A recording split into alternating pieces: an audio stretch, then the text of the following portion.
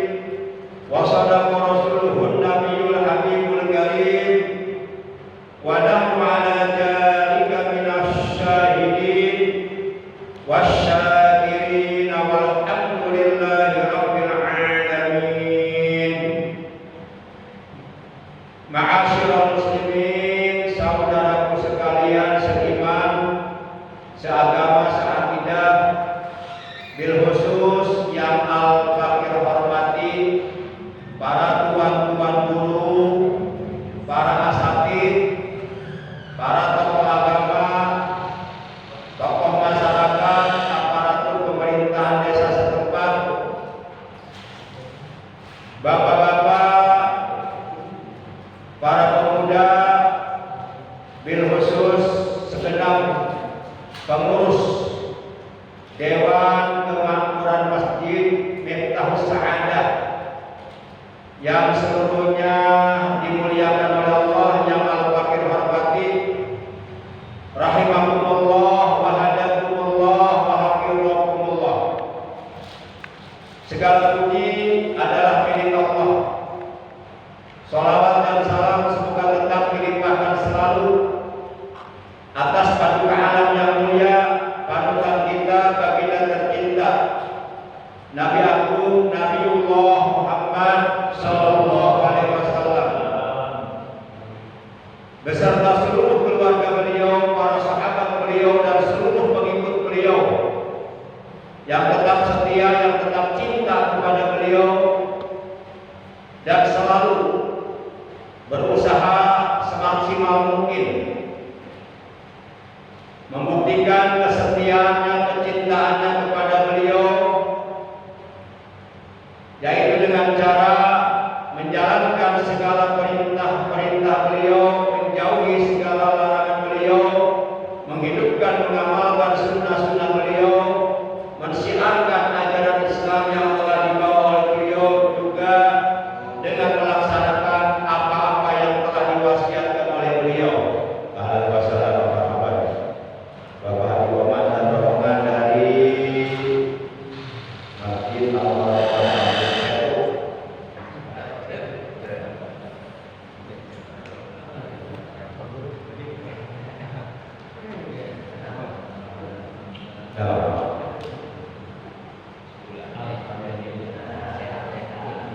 yang mudah-mudahan kelak di hari kiamat kelak. Alhamdulillah biasa hadir. Haji jamaah. Kopi. Yang mudah-mudahan kelak di hari kiamat kita dan keluarga kita, juga saudara-saudara kita sekalian, memperoleh syafaat ulama dari beliau, mendapatkan air telaga beliau, dikumpulkan di bawah arasy Allah bersama para kekasihnya Allah, yaitu para nabi, para rasul, para siddiqin, para syuhada, para sholihin. Amin ya Allah ya rabbal alamin.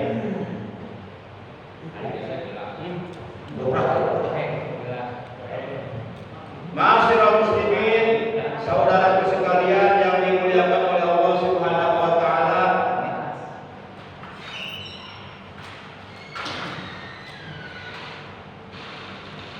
Insyaallah pada pertemuan taklim kita malam ini, pertemuan yang ke-18 malam Senin memasuki malam tanggal 29 di bulan Dzulhijjah 1447 Hijriah. Ini merupakan malam Senin terakhir di tahun 1447 Hijriah. Sedangkan malam Senin yang akan datang itu kita sudah berada di tahun baru Islam 1448 Hijriah. Malam ini bertepatan dengan hari yang ke-19 ya.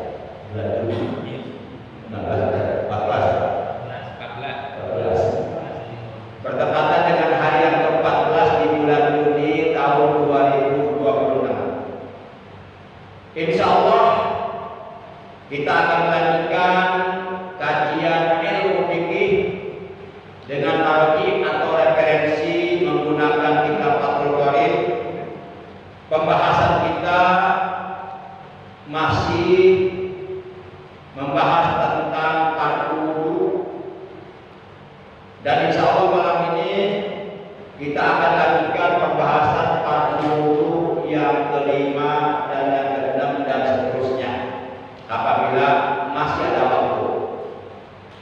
Kita komitmen ta'lim sampai selama 1 jam. Insya Allah sesuai dengan apa yang dijelaskan dalam sebuah hadis yang terdapat di dalam kitab Tanbul Qaul. Rasulullah Shallallahu Alaihi Wasallam beliau telah bersabda kepada sahabatnya yang bernama Ibnu Mas'ud. Kata beliau, ya Ibnu Mas'ud, dulu suka sa'atan di majlis ilmi la tamassu qalaman wa la taqulu harfan khairul laka min itqi alfi raqabatin.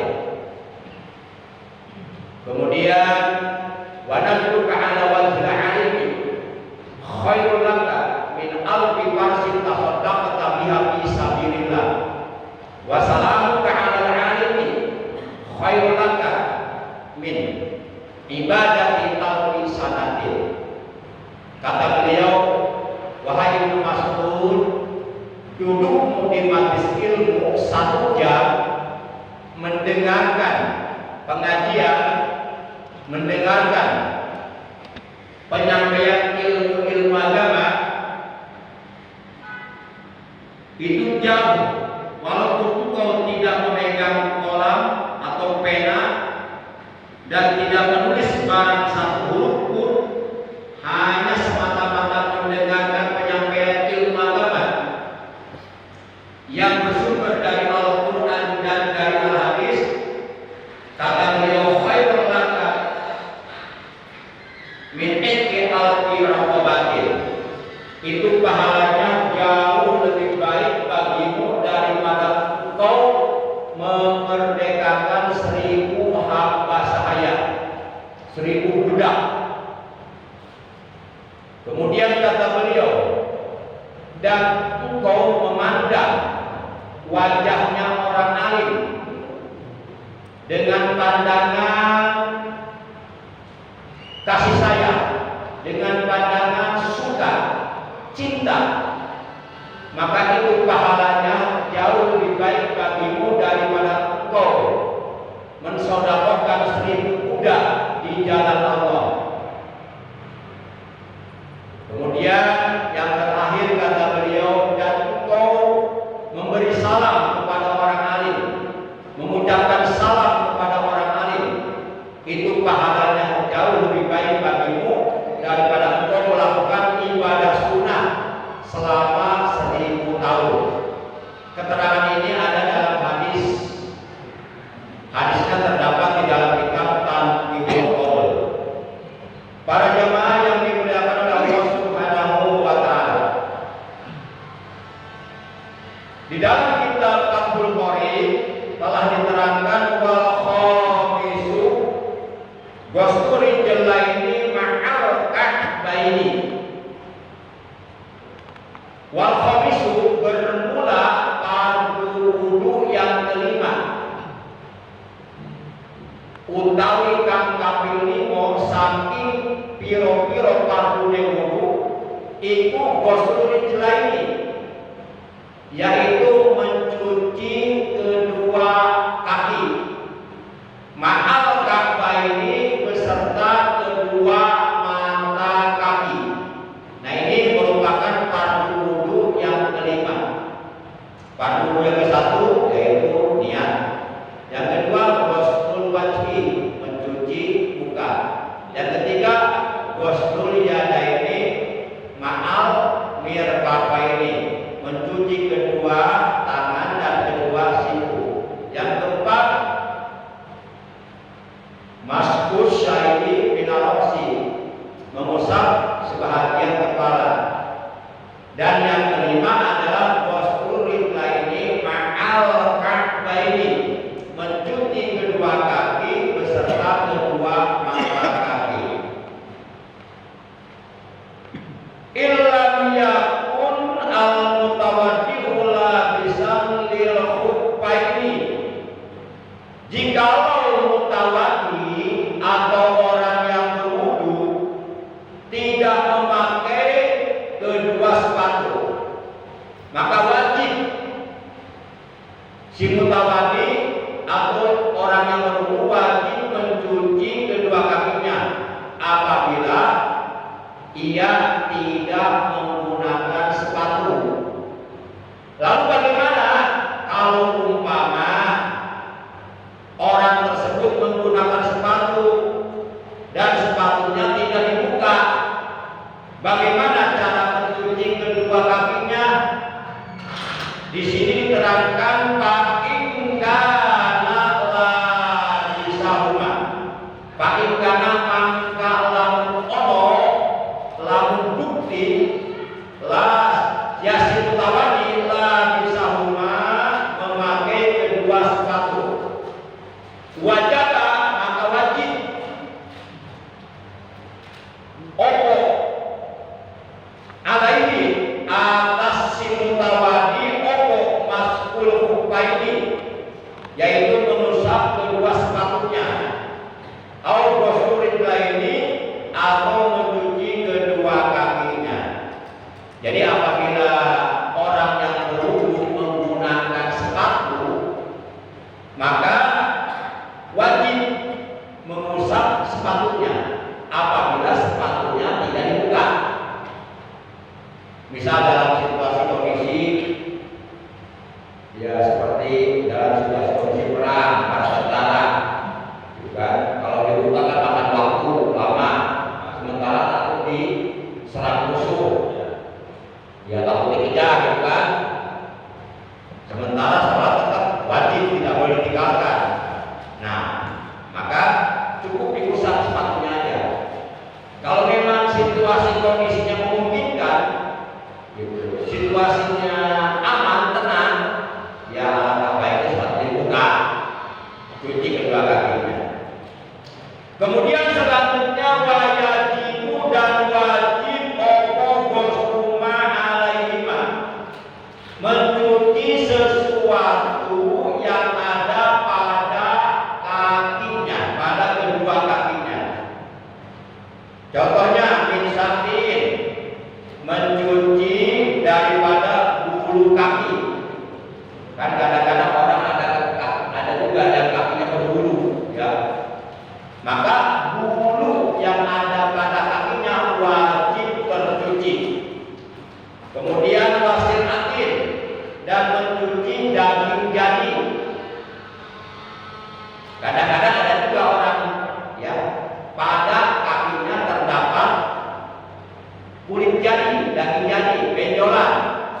Nah itu pun wajib tercuci. Ya, termasuk bujugan atau gorokan, ya, itu tercuci terkena air wudhu. Wa usbu'in jaridatin, dan mencuci jari-jari kaki penambah. Ada juga orang yang jari kakinya bukan 5, 6, ada nggak? Nah, setelah jari kaki kelingking ya, di samping masih ada lagi tuh tambahan tuh bonus. Nah itu pun wajib tercuci. Kalau umpama jari-jari kakinya itu lebih dari 5, ya kalau dua kaki berarti 10, kaki lebih dari 11. Karena sabakot pilihan ini sebagaimana yang sudah diterangkan di dalam mencuci kedua tangan. Para jamaah yang dimuliakan oleh Allah Subhanahu wa Ta'ala. Nah itu fardu wudu yang kelima. Sekarang kita lanjutkan fardu wudu yang keenam. Wasadisu, bermula fardu wudu yang keenam, at-tartibu, yaitu tertib fil wudu'i, di dalam mengerjakan wudu. Apa definisi tertib? Taqdimul qurban atau ubin. Taqdimul qurban atau ubin. Jadi mendahulukan yang seharusnya didahulukan dan mengemudiankan yang memang seharusnya dikemudiankan. Jadi harus tertib. Niat itu paling pertama. Cuma ketika kita niat berwudu sebagaimana yang sudah disampaikan pada pertemuan sebelumnya, itu dibarengkan dengan mencuci muka. Kemudian yang ketiga, urutannya adalah mencuci kedua tangan. Yang keempat, maskurosi, mengusap sebagian kepala. Yang kelima, mencuci kedua kaki beserta kedua mata kakinya. Yang keenam, tertib.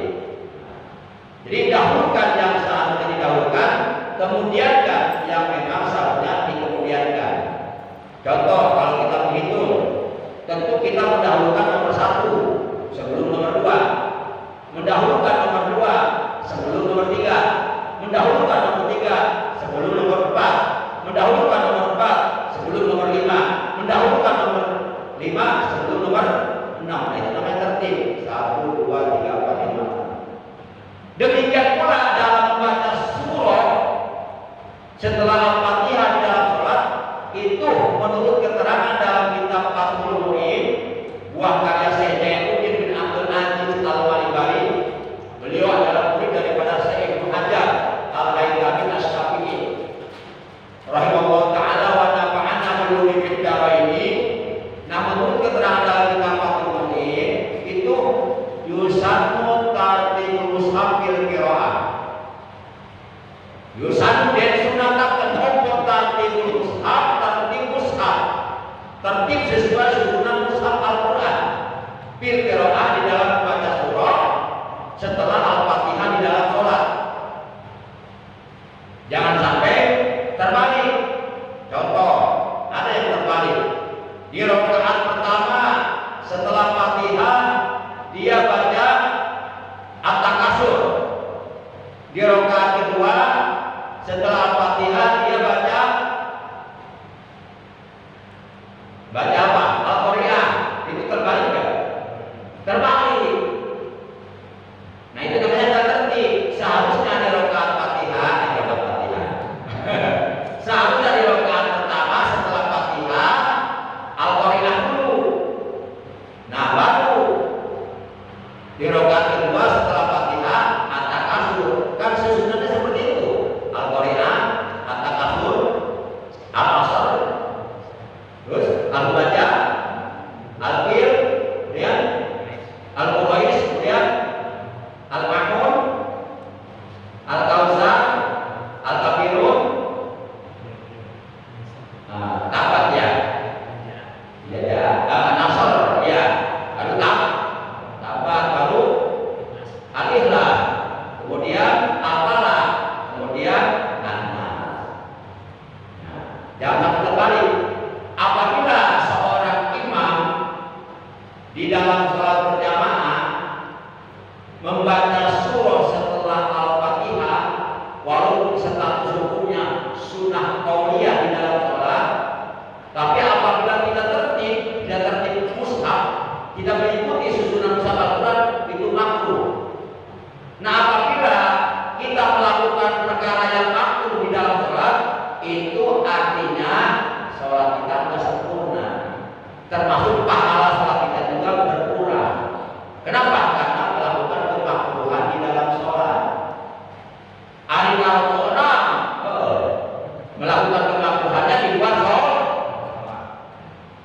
itu masih mending daripada kalau sholat batal.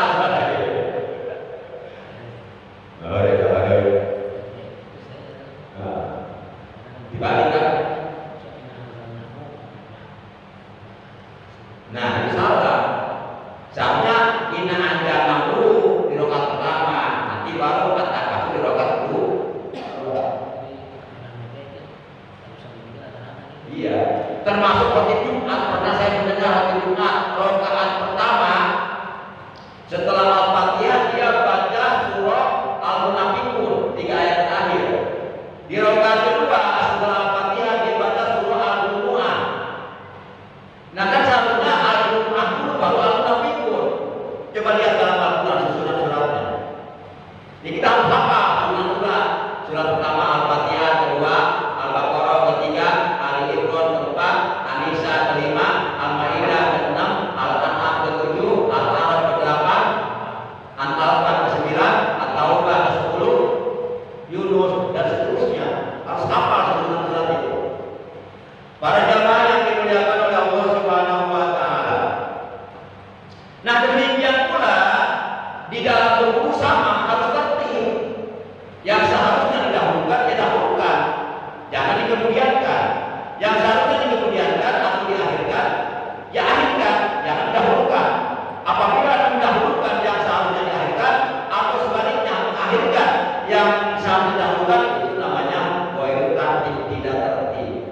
Nah, tertib di dalam berwudu, tertib di dalam membasuh anggota wudu yang wajib dibasuh, itu hukumnya wajib. Apabila diabaikan, maka mengakibatkan wudunya tidak sah. Jadi jangan anggap sepele.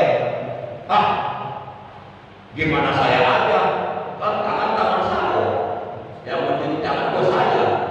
Saya pengennya yang mana dulu, kan saya begitu. Agama ini sudah diatur. Yang berhak mengatur agama Allah dan Rasulnya.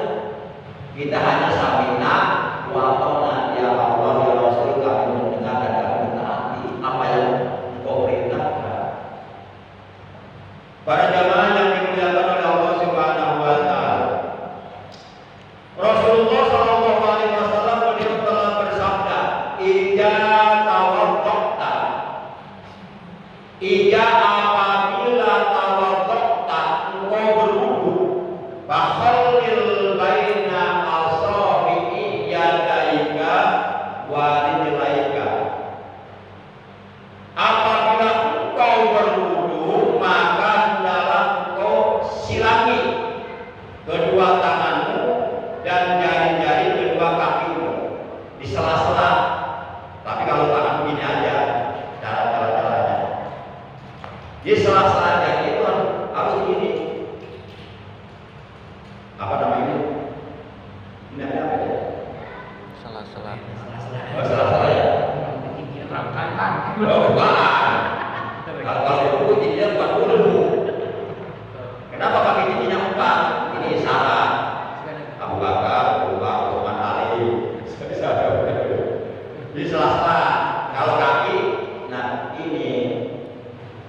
Nah, sela-sela itu. Para jamaah yang dimuliakan oleh Allah Subhanahu wa taala. Nah, itu menyela-nyela, baik menyela-nyela jari jemari tangan ketika kita mencuci telapak tangan, walaupun hukumnya sunnah mencuci telapak tangan. Yang wajib itu mencuci tangan beda, ada mencuci telapak tangan, ada mencuci tangan beda. Kalau mencuci telapak tangan sunat, hukumnya sunnah. Sambil baca doa, Allahumma fati adaya mimma asyiga kuliha. Allahumma ya Allah, lipat peliharalah ya daya kedua tanganku mimma asyiga, dari berbuat maksiat kepadamu, kuliha seluruhnya.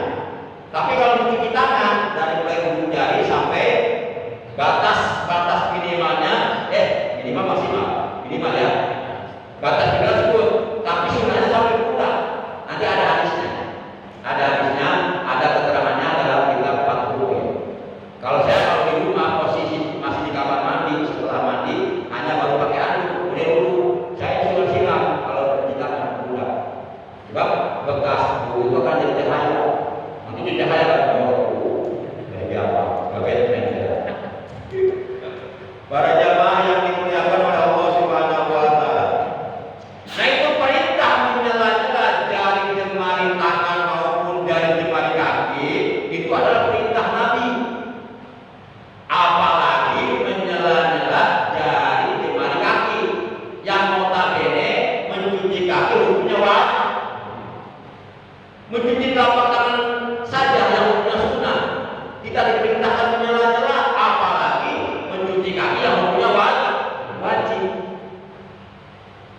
Mencuci kakinya wajib, tapi untuk kesempurnaan mencuci kaki, maka lakukan kesunahannya, yaitu menyela-nyela.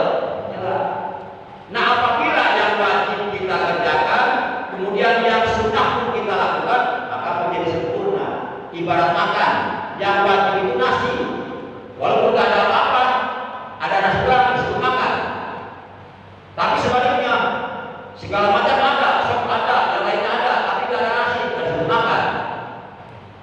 Nah, supaya makannya sempurna, ya ada nasi, ada sop, ada lalapan, ada kerupuk, macam-macam lah, ada buah-buahan. Nah, itu baru sempurna.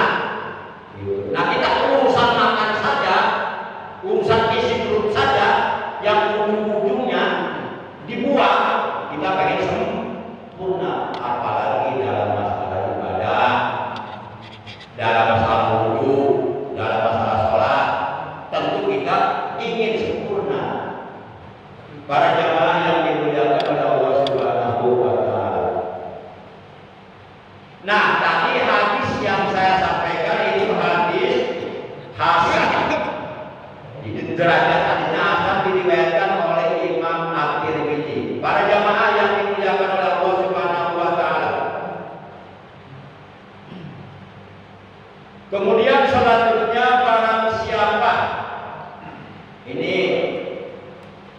Pembahasan tentang panuku sudah selesai ya.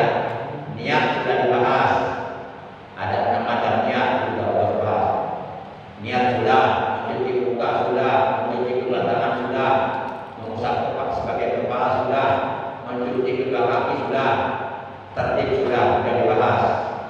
Nah, sekarang biasanya setelah berwudu, ya biasanya kadang-kadang ada juga orang tidak melakukan kesunahan setelah selesai berwudu. Padahal kesunahan wudu apabila seluruhnya kita lakukan itu bisa menyempurnakan wudu. Baik kesunahan wudu yang kita kerjakan sebelum kita berwudu seperti apa yang sudah saya sampaikan malam Senin 2 minggu yang lalu. Pertama apa? Membaca ta'awudz, yang kedua membaca basmalah, yang ketiga membaca 2 kalimat syahadat, yang keempat membaca alhamdulillahilladzi ja'alal ma'a tahura. Itu kan kesunahan wudu yang kita kerjakan sebelum kita berwudu.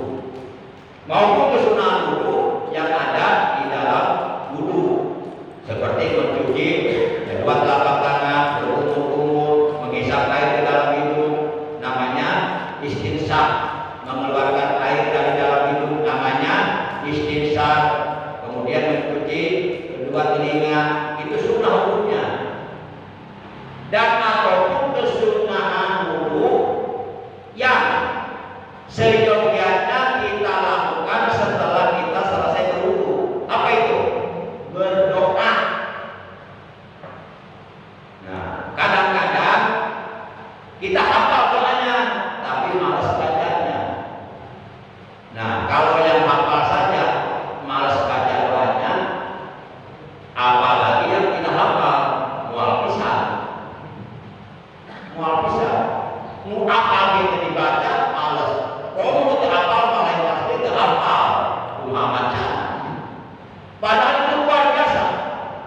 Apabila kita berdoa kepada Allah dengan doa sesudah wudu, kalau berdoanya sendirian, artinya tidak ada yang mengamini dari golongan manusia.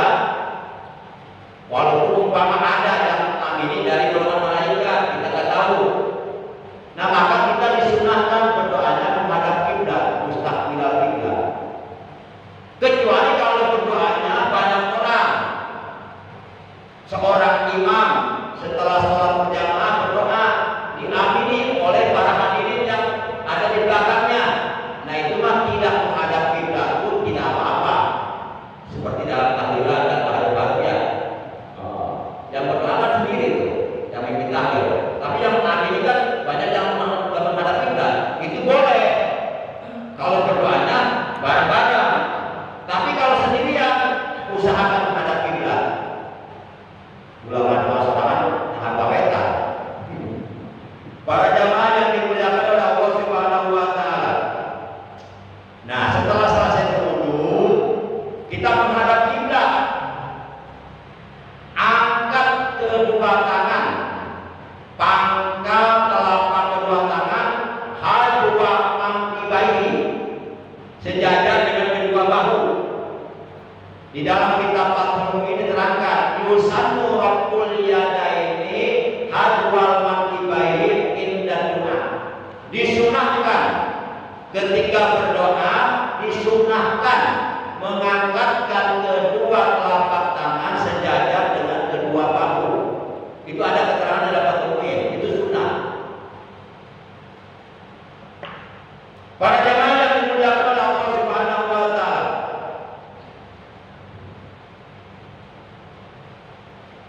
Nah, orang yang selesai berwudu kemudian dia menghadap kiblat, berdoa kepada Allah dengan mengangkatkan kedua telapak tangannya sejajar dengan kedua bahunya, dia baca doa sesudah wudu, maka Allah akan membukakan 8 pintu surga untuknya, dan ia oleh Allah akan dipersilahkan masuk ke dalam surga lewat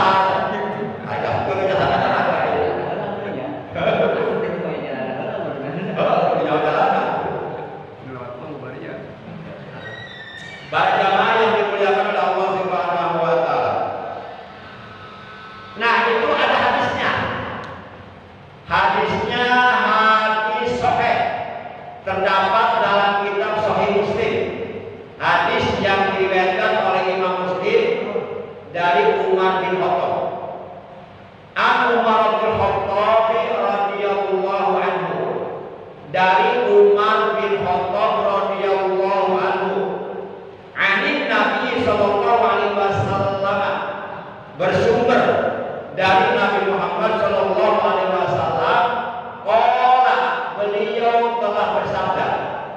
Ini kata Rasulullah, ma minkum min ahadin yatawaddau fayuhriku aw fayusbiqul wudu'a summa qala asyhadu an la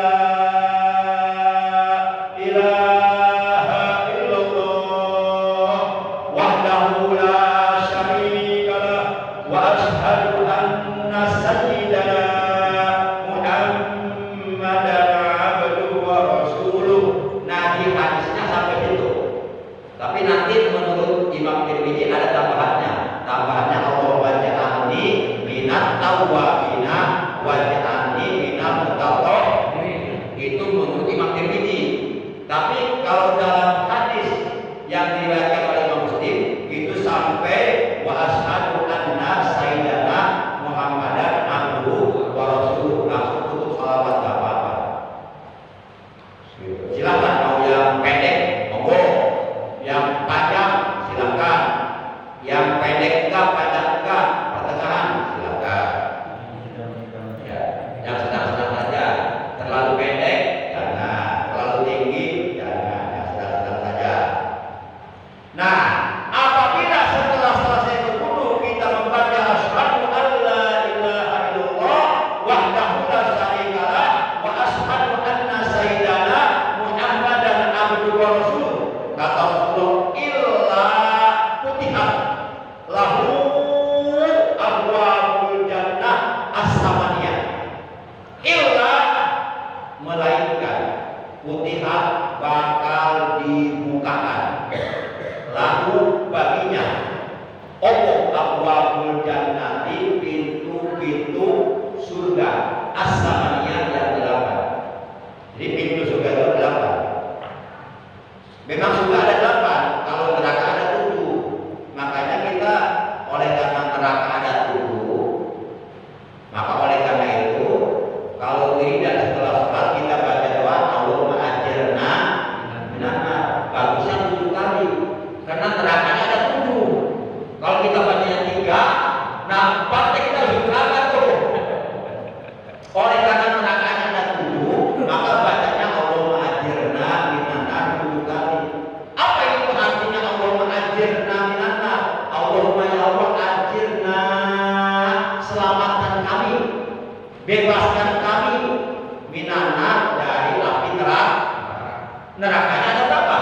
7. Berarti pengen diselamatkannya dari neraka yang 7. Bacanya cuma 3. Ayo banget. Oh, obatnya cuma ya?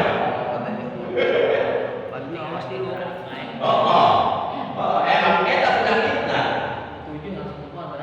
Mata kiri itu, lalu kalau malah jalan. Komo 7. Tapi nggak apa-apa ya. Ini kalau mau mengikuti keterangan 7 bagusnya ya. 3 juga nggak apa-apa sebenarnya. 3 itu ganjil bagus. 7 juga ganjil. Para jamaah yang dimuliakan oleh Allah Subhanahu wa taala. Jadi illa futihat lahu abwabul jannati samaniyah, melainkan akan dibukakan oleh Allah baginya pintu surga yang 8. Yadkhulu min ayyiha sya'a. Orang tersebut oleh Allah akan dipersilahkan masuk ke dalam surga lewat pintu mana saja yang ia sukai. Bebas, silahkan kata Allah. Kamu mau masuk surga lewat mana? Belakang, depan, samping kiri, samping kanan, atas, bawah, silahkan bebas. Bebas. Yang penting kamu senang kata Allah. Masya Allah. Ternyata itu padilahnya membaca doa setelah berwudu. Tapi kebanyakan jarang dibaca, betul nggak? Baca wae. Coba baca. Ayo. Coba baca. Asyhadu an la ilaha illallah wahdahu la syarika lah wa asyhadu anna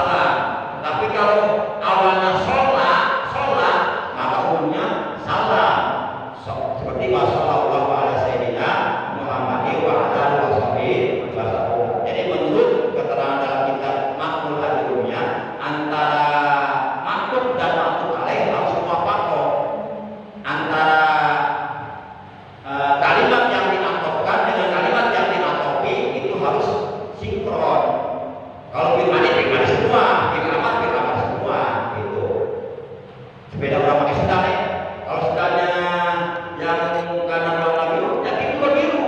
Jangan kanan biru, loreng. Jika itu patuh. Para jamaah yang dimuliakan oleh Allah Subhanahu wa Ta'ala. Nah, hadis yang tadi riwayat Imam Muslim terdapat dalam kitab Sahih Muslim, hadis sahih. Kemudian wajada dan telah menambahkan At-Tirmidzi, Imam Tirmidzi, dengan tambahan Allahumma ja'alni minat tawwabina wa ja'alni minal mutatahhirin. Allahumma ya Allah, ij'al mugi Gusti ngajarikeun ni ka abdi minat tawwabina di golongan jalma-jalma anu bertaubat. Wa ja'alni sareng mugi Gusti ngajarikeun ka abdi minal mutatahhirin, termasuk orang-orang yang suka bersuci, suka bersih. Memang Islam itu agama yang sangat memperhatikan kebersihan, baik kebersihan batin maupun kebersihan zahir maupun kebersihan lingkungan. Jadi urang teh diparentah ku agama kudu ngabersihkeun hate urang tina penyakit-penyakit hate seperti takabur, sum'ah, ujub, anania, hasud, dengki, hikid, ria dan sebagainya. Juga orang diparentah tina ngabersihkeun awak urang, zahir urang tina sagala najis, tina sagala kotoran, tina sagala perkara anu geuleuh.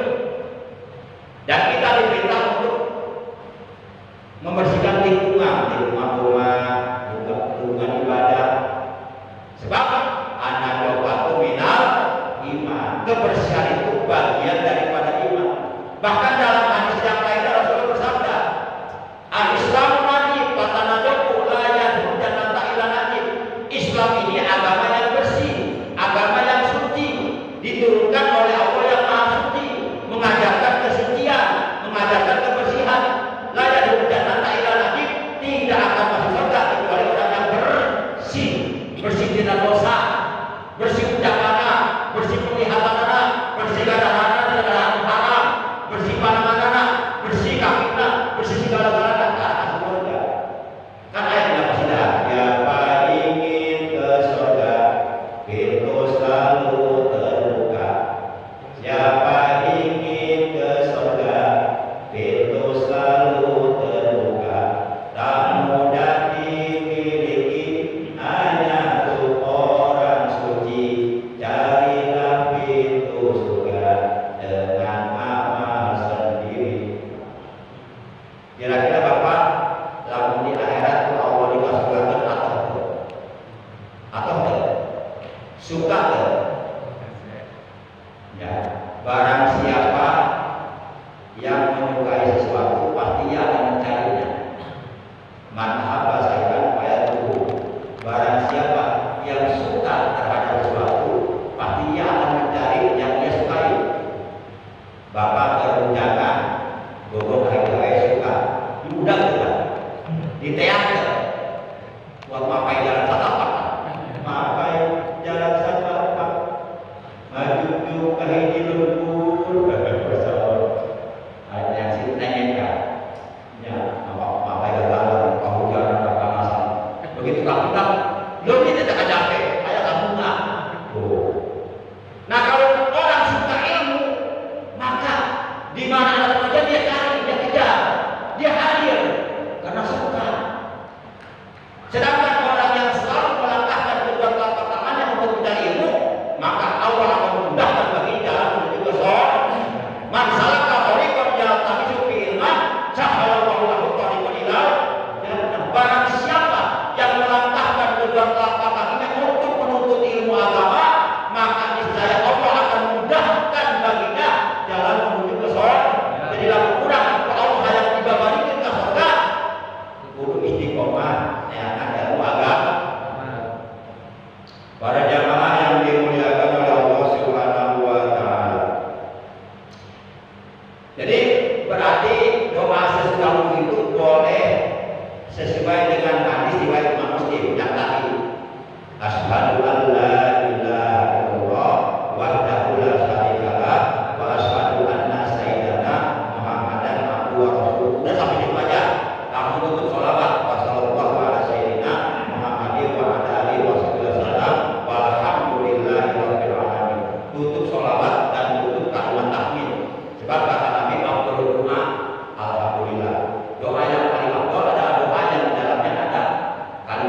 hati memuji kepada Allah. Maka awali doa dengan salawat dan dengan kalimat tahmid, tutup doa dengan salawat dan dengan kalimat tahmid. Itu doa yang paling afdal. Para jamaah yang dimuliakan oleh Allah Subhanahu wa taala. Nah, kalau Bapak mau melaksanakan tambahannya dari Imam Tirmidzi, maka lanjutkan. Allahumma ja'alni minat tawabina wa ja'alni minat mutatahhirin. Itu dari Imam Tirmidzi. Dalam hadis dari Tirmidzi. Nah, kita sudah ada tambahannya, wa ja'alni min ibadikas sholihin subhanallahumma wa bihamdihi sampai akhir waktu alaihi wa ta'ala. Itu dari siapa? Dari para ulama. Nah, kalau semuanya dibaca, berarti kita telah melaksanakan apa yang telah diajarkan Rasulullah, apa yang telah diajarkan oleh Imam Tirmidzi, apa yang telah diajarkan oleh para ulama. Bahkan saya mampu terlibat. Saya tambah lagi, sekurang ini kalau ada, saya kira gitu. Saya kan istri saya kan lagi sakit, saya tambah itu, tambahin. Karena saya punya keyakinan salah satu di antara saat lulus saja saat ijabah doa selain setelah sholat 5 waktu dan setelah berwudu. Maka saya tambah itu. Allahumma ya syafi'al aqwal, Allahumma ya syafi'al aqwal, Allahumma ya syafi'al aqwal. Ismi ma'ruf jawabnya isma sadiqo min dihariku tawilu mu'rafi wa'atika wa sahbi jasadaha jawhiroha wa batinaha jasmaniyaha wa ruhaniyaha wa'atika biwa'atika ya rahmanin. Nah, itu mendoakan istri yang sedang sakit. Gimana pada setelah berwudu? Saya tambah begitu karena ini saya lagi sedang sakit di dalam rumah sakit. Itu RSUD daerah Cilengsi. Hampir sebulan dirawat dan katanya informasinya beroperasi. Makanya kalau kesibukan ya saya kembali pada timur dan diinginkan. Bahkan kalau menurut Mbah Maimun Buber, boleh setelah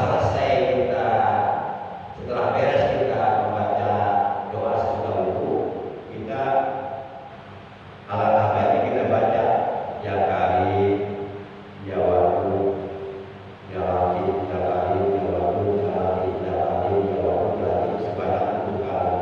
Kemudian tiupkan pada kedua telapak tangan, kemudian usapkan pada muka, langsung ke dada 3 kali. Insya Allah akan terasa beda. Coba praktekkan nanti. Setelah kita selesai membaca doa sesudah wudu, kita baca ya Karim, ya Wadud, ya Latif, ya Karim, ya Wadud, ya Latif, ya Karim, ya Wadud, ya Latif 7 kali tiupkan. Usapkan pada muka, dada. Baru kita tutup dengan sholat. Kalau mau diamalkan silakan. Gak mau juga gak apa-apa. Bebas dalam panggilan. Para jamaah yang dimuliakan oleh Allah Subhanahu wa taala. Inna ummati, sesungguhnya umatku, yaitu umat Islam, ya'tuna, mereka akan berdatangan yaumal qiyamati, pada hari kiamat nanti, qurran muhajjalin, dengan cemerlang. Jadi wajah mereka, anggota badan mereka cemerlang bercahaya. Itu umat Rasulullah.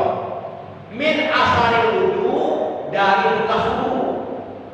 Jadi bekas wudu itu nanti di hari kiamat akan menjadi cahaya buat kita. Di hari kiamat itu sangat gelap. Gelapnya di hari kiamat lebih gelap daripada gelapnya di alam kubur. Kira-kira di alam kubur gelap enggak? Gelap. Andai kata bapak-bapak penasaran, masa iya gelap di alam kubur? Coba ada enggak? Ada penasaran? Boleh. Kalau tidak ada seperti itu. Nah, gelapnya di hari kiamat lebih gelap daripada gelapnya di alam kubur. Masya Allah. Nabi Musa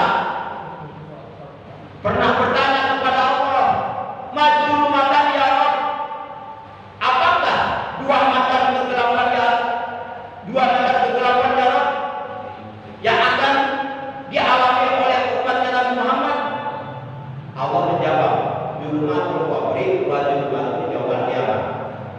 Yang pertama, kegelapan di alam kubur.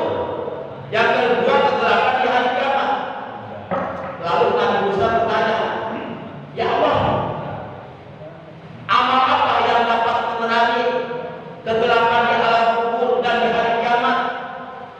Allah menjawab, "Nurul Quran wa nurul Ramadan." Ada dua cahaya yang aku berikan kepada Nabi Muhammad dan umatnya, yaitu cahaya Al-Quran dan cahaya Ramadan. Apabila umat Nabi Muhammad mengamalkan ajaran Al-Quran, menjadikan Al-Quran sebagai pedoman hidup, sebagai imam dalam kehidupannya, juga membaca Quran, dan dia memenuhi hak-hak Ramadan, berpuasa di dalamnya, bertarawih dan sebagainya, amal soleh yang lainnya, maka ia akan mendapatkan cahaya nanti di alam kubur dan di hari kiamat. Tapi menurut keterangan dalam kitab Tabiul Qabirin, ada 4 perkara yang dapat menerangi alam kubur. Jadi alam kubur kita oleh Allah akan diterangkan. Tadinya gelap, tapi oleh Allah terangkan. Tadinya sempit, dilapangkan, diluaskan. Tadinya bau, jadi wangi. Bahkan dijadikan taman surga. Ja'alallahu rabbahu rawdatan min riyadil jannah. Allah jadikan alam kuburnya taman daripada taman surga. Itu ada keterangannya dalam kitab Tabiul Qabirin. Syekh Nasr bin Ibrahim bin Muhammad As-Samarqandi, beliau menjelaskan, "Man arada ayyan huwa min ajabil qabri fa alaihi ayyazima arba'ata asya'a wa yajtaniba arba'ata asya'a. Fa amma arba'atul lati yujibuha fa muhabbatul shalawat wa qira'atul Qur'an wa shadaqah wa kasrut tasbih." Barang siapa yang ingin diselamatkan oleh Allah dari azab kubur, alam kuburnya oleh Allah ini diterangkan, diluaskan, dijadikan taman surga, diselamatkan dari azab kubur, maka dia harus menjaga 4 perkara, harus membiasakan 4 perkara. Yang pertama, jaga sholat 5 waktu, jangan dilalaikan.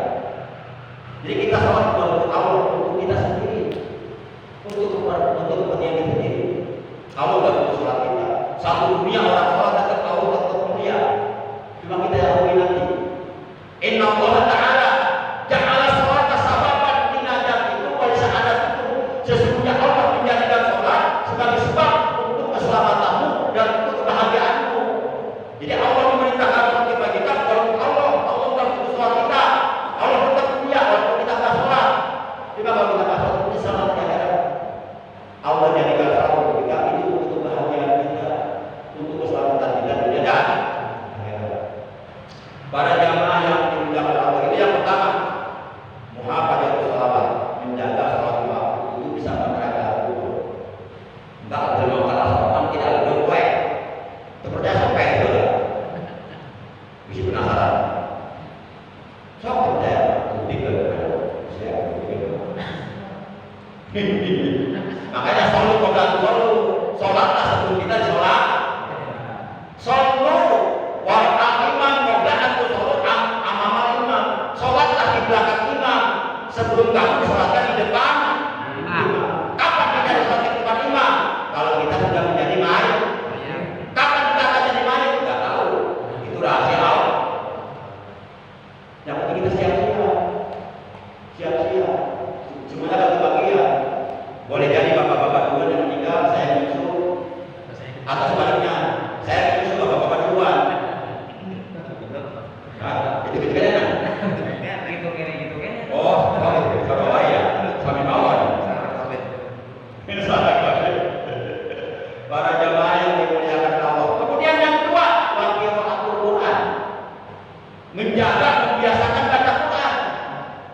Orang yang mengaku beriman kepada Al-Quran, kata Nabi, minimal paling tidak baca Quran itu tiap hari jangan kurang dari 200 ayat. Minimal itu. Kalau kita mengaku beriman kepada Al-Quran, ngaku beriman tadi nggak baca berdarah. Itu di perapatan Cibukir ke arah Cibarusah. Terus kalau lewatan Cibogor.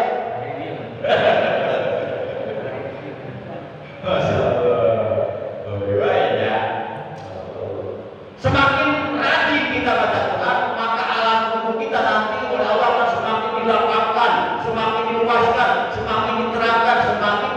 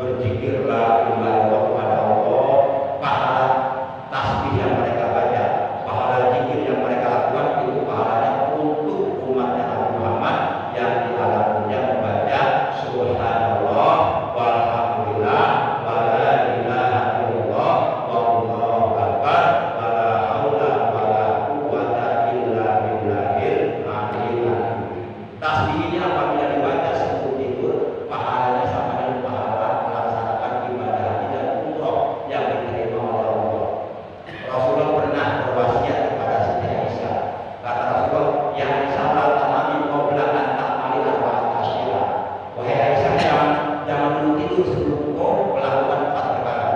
Pertama, yaitu engkau mengkhatamkan Quran 30 bisa enggak? Nenek saya mengkhatamkan Al-Quran 30 bisa enggak? Yang kedua, seluruh umat Islam sekarang dunia dari mulai umat terdahulu sampai umat akhir zaman ridho kepada engkau, baru begitu. Yang ketiga, yaitu sebelum